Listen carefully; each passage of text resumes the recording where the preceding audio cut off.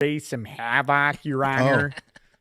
Rackets. Expound on Ethan Ralph and the Gunt Cat.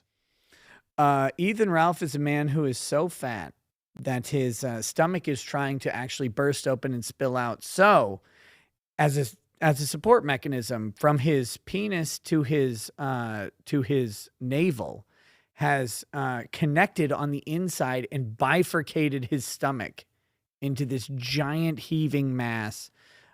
He's 5'1". This is a weirdo, an internet weirdo. Have you never heard of Ethan Ralph? Is this the same Ethan Ralph? And I haven't seen the show, but I know it is called Killstream. That's him. Is this Ethan Ralph? I've never met him before. Oh, this is a fine. shocking thing. Yeah, Ethan. Well, I get so set up on the show because the people then send me. I'm like, I heard you talking shit. I'm like, I didn't say anything. Don't stop getting mad at me for not saying anything. Fuck you.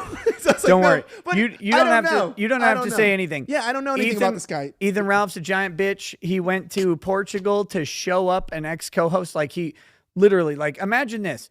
Your co-host says, hey, I don't know if we're going to do the show anymore. And so to show him up, you take an emergency trip to Portugal because that's where your co-host's sister lives and you want to flex on him. And then while you're there, you get your Armani bag stolen by a Portuguese mugger and you get your ass kicked and your orbital broken. The Schadenfreude is off the fucking scales. And the only other thing that's off the scales is Ethan because scales break when he steps on them. There we go. We can move on. Whew. Okay. Dude, okay. I'm enmeshed in all of the petty drama of the internet, and I hate it. I'm so disconnected sometimes. I have no idea what I do. Look, the Pope has blessed both of you. Stay away. Stay far away. I try to because like those sides of the internet are so toxic that it's like literally I did you see Hunter Avalon?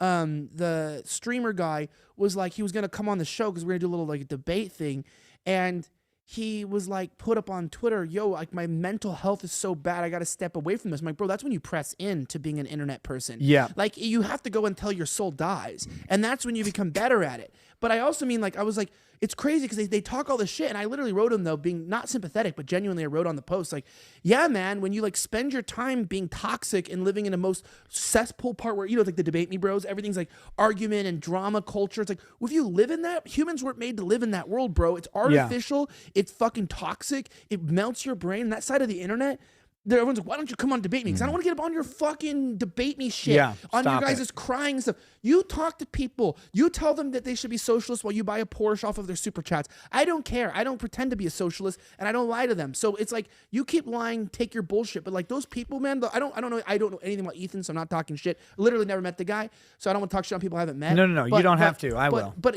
I meant like, you know what I'm saying though. A lot of these sides of the internet, it's like I don't fuck with it because they're just like I stay away from it all. Yeah, dude. Yeah. So you were mentioning this earlier. I really wanted to get back to it, and I just remembered. Very quickly.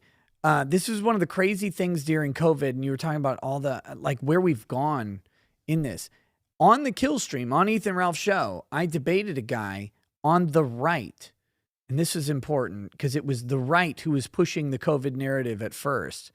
I debated a guy when Andy Beshear, the governor of Kentucky, took a person who had just gotten out of the hospital, an old man, and put police outside his fucking house and said, and they forcefully quarantined the guy and his wife inside their house with armed police outside.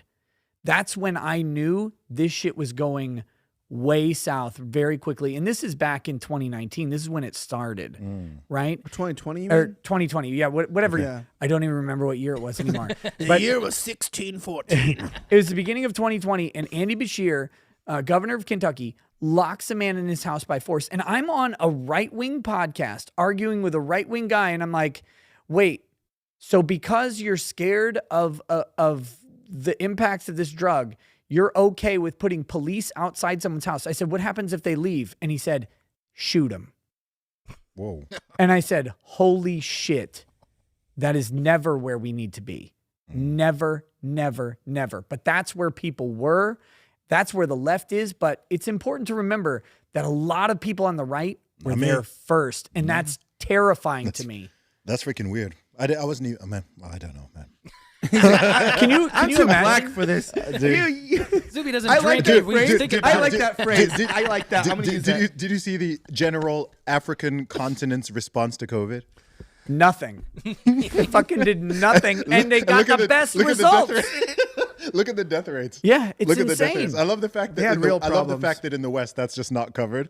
They just act like those 54 countries like just don't exist Yeah, anymore. no. They're just like 5% vaccination rate. Yeah. No lockdowns, barely any mask. Please, They look probably at made up the Iceland. And they're just 5%. The 5% was just like they was just making So it up. that's South Africa. They Well, accepted that they never probably dispensed them. They just took the money and It the was aid all to the- dispense it and then like threw them. It was all away. the American ambassadors and the U.S. embassy workers. That's Yeah. that's the 5% of the countries that were vaccinated. Literally. I'm gonna. Do you have a few more you want to read? Yeah.